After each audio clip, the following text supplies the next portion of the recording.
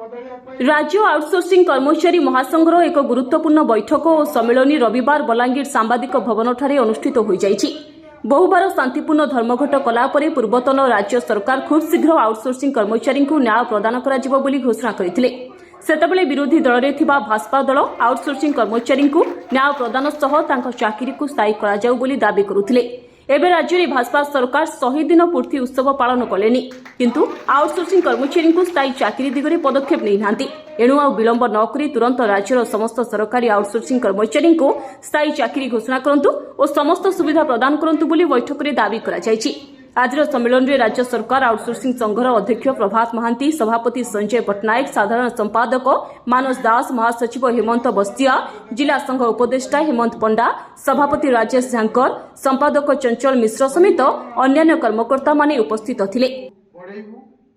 बैठक रे सर्वसम्मति क्रमे निष्पत्ति होईछि आउटसोर्सिंग भली गुटे कुत्सित प्रथा को सरकार उच्छेद करिबा पई समस्त आउटसोर्सिंग कर्मचारी एवं जो मान को छटई करा जायछि सही कर्मचारी माने समस्तंकर सम्मिलित उद्यम रे आमर राज्य अध्यक्ष प्रभात महांती, सभापति संजय पट्टनायक नेतृत्व रे आगामी दिन में जोरदार लड़ई हेबो एवं एक कुत्सित प्रथा को सरकार तुरंत प्रत्याहार करने आज बैठक में आम निष्पत्ति गत सरकार रे आमे 2-3 थर आंदोलन करितलु विराट धरणर सरकार समय दाबी किछि पूरण हेइनी से कथा कहबा भूल। किछि दाबी पूरण हेइछि, जा हेइछि ता समुद्र को संख्या एवं आमको ठीक रूपे सरकार सेमानकर प्राप्य आमे जो पाइबारु वंचित होइछु।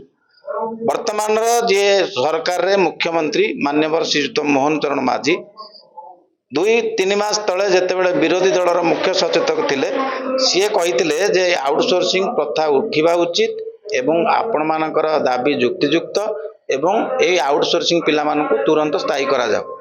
तो गौरवर कथा वर्तमान सीए मुख्यमंत्री वर्तमान चाहिए गोटे दशकत रे 70,000 पिला आउटसोर्सिंग कर्मचारी स्थायी हो जिवे, तांको समस्यार समाधान हो जिवो। आमर आवेदन निवेदन मध्य चली तेणु आपन जरिए पुणी थे माननीय मुख्यमंत्री निवेदन करी बहुत जल्दी ए जो कुत्सित व्यवस्था को हटे स्थायी नियुक्ति दिंतु एवं छटे बंद करूँ एवं डेली वेजेस आउटसोर्सिंग तारतम्य अच्छी यही कथा को माननीय मुख्यमंत्री यथाशीघ्र घोषणा करूँ।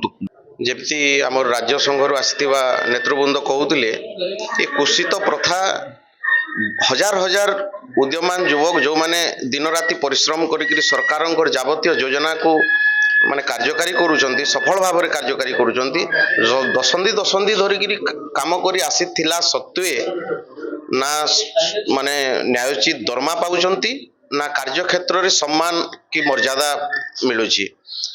आमे विगत दिन रे भी आंदोलन करिछु, आगामी ए नुआ सरकार को भी निवेदन जारी रही जदि कोनोसी निकट भविष्य रे सरकार कोनोसी माने पदक्षेप न नियंती आगामी 3-4 मास भितरे राज्यव्यापी गोटे प्रखर आंदोलन भुवनेश्वर आमे करबा को जाउछु। बलांगीर सुनील कुमार महांती रिपोर्ट, धरित्री लाइव।